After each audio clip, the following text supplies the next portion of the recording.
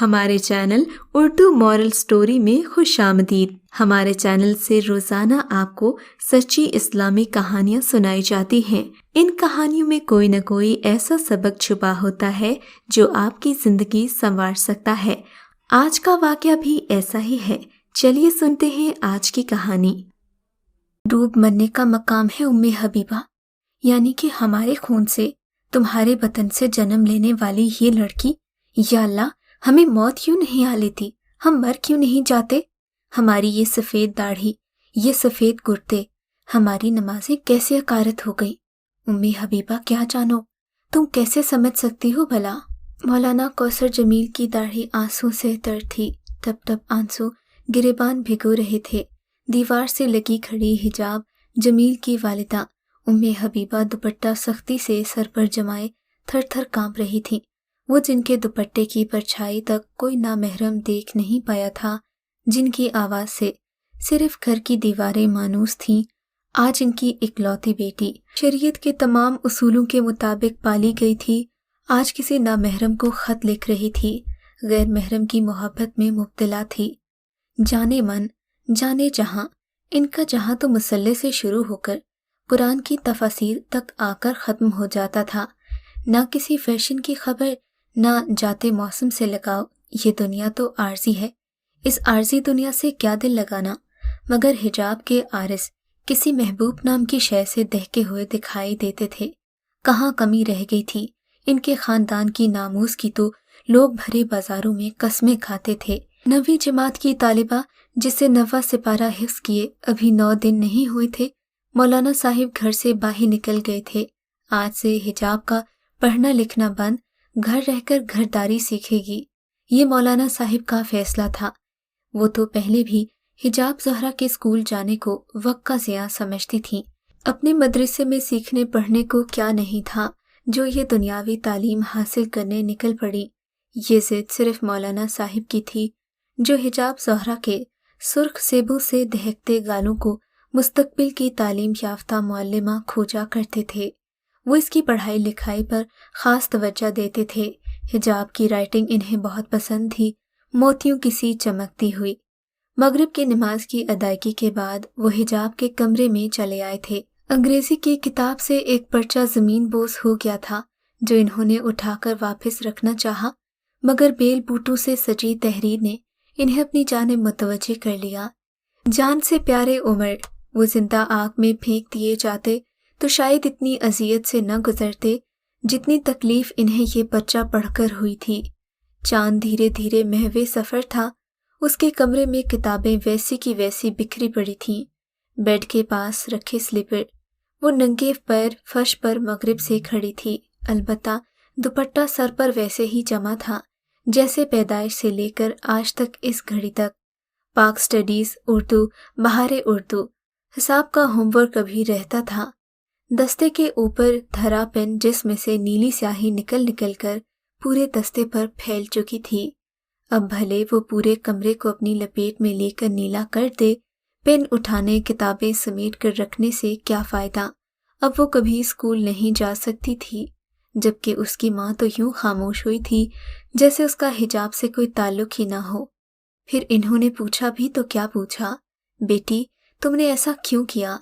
اماں جان کا آخری سوال، یا شاید پہلا سوال تھا۔ اماں، وہ مجھے اچھا لگا تھا۔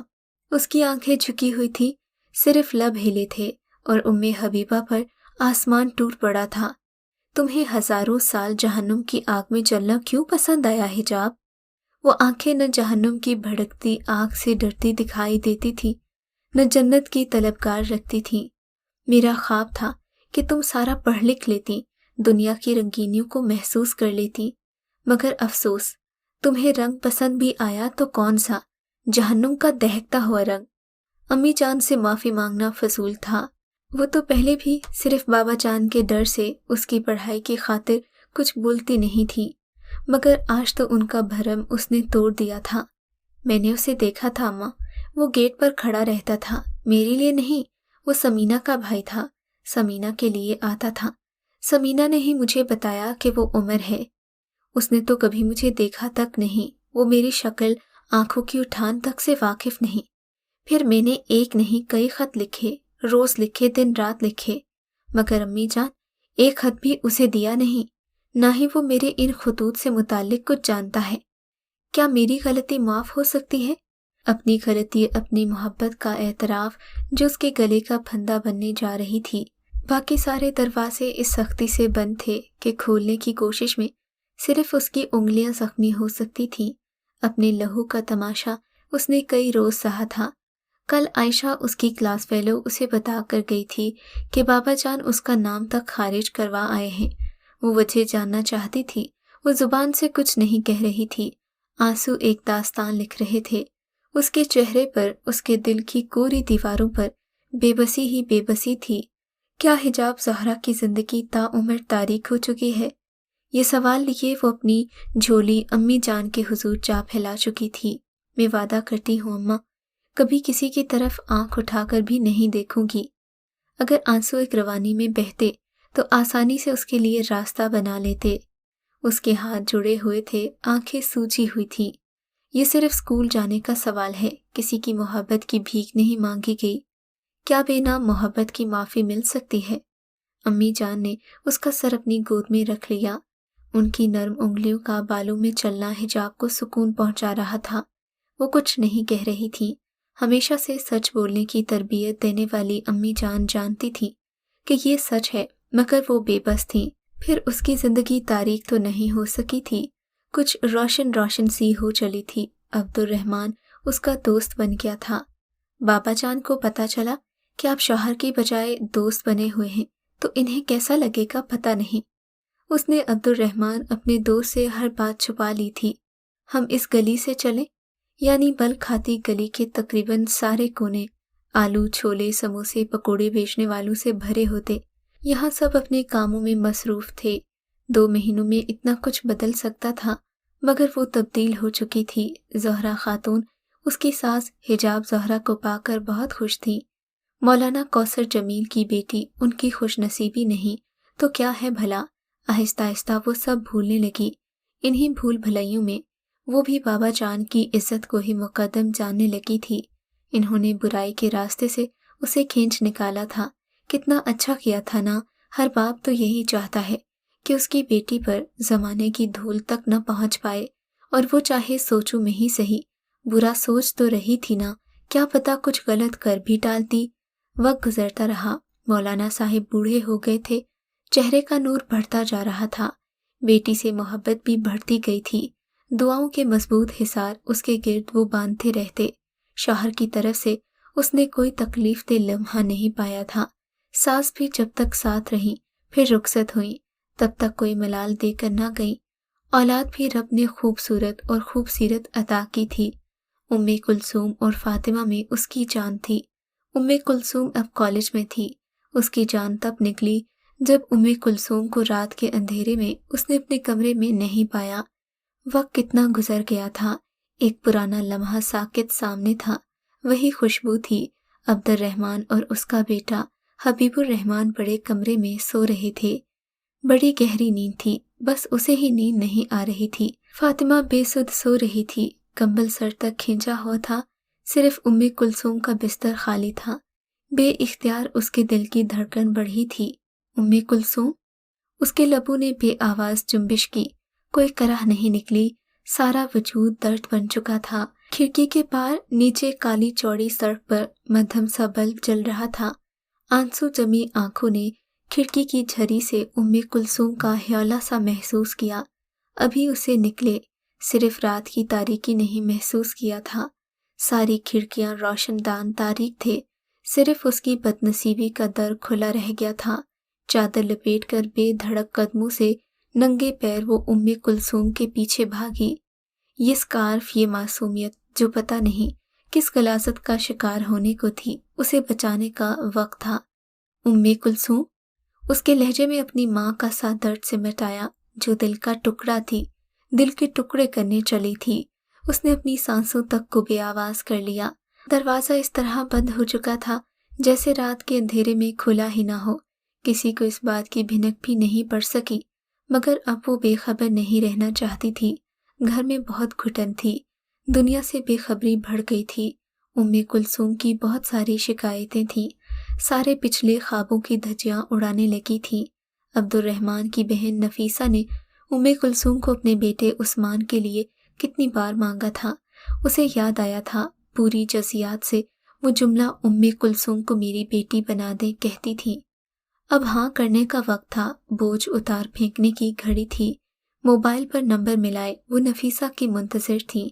سینٹرل ٹیبل پر کتابیں اوندھی پڑی تھیں، آنکھیں کتابوں میں الجھ کر رہ گئی تھیں۔ نیلی بہتی سیاہی، دستے۔ امی، میں پڑھنا چاہتی ہوں، مجھے معاف کر دیں، ورنہ میرا ماسٹرز کا خواب ادھورا رہ جائے گا، میں ٹوٹ جاؤں گی، آئندہ ایسی کوئی حرکت نہیں کروں گی، بس ایک بار۔ کلثوم اور وہ کمرے میں موجود تھے، ایک جیسے خواب۔ ایک پہلے ٹوٹ گیا تھا، دوسرا ٹوٹنے کو تھا۔ اولاد سے غلطیاں ہو جاتی ہیں امی۔ کلثوم بھی امی جیسی ہی تھی۔ وہ کوئی نہیں تھا امی، آپ چاہے قسم لے لیں، میں آج تک اس سے نہیں ملی۔ آج ہی اس نے بلایا تھا، پہلی بار وہ آیا بھی نہیں تھا، یہیں کھڑا رہتا تھا۔ اس نے اشارہ کیا تھا، میں نیچے اتری تو کوئی نہیں تھا۔ سچ کہہ رہی ہوں امی، میرا یقین کریں۔ ایک انجان آدمی کے لیے تم کتنی پاگل ہو کلثوم۔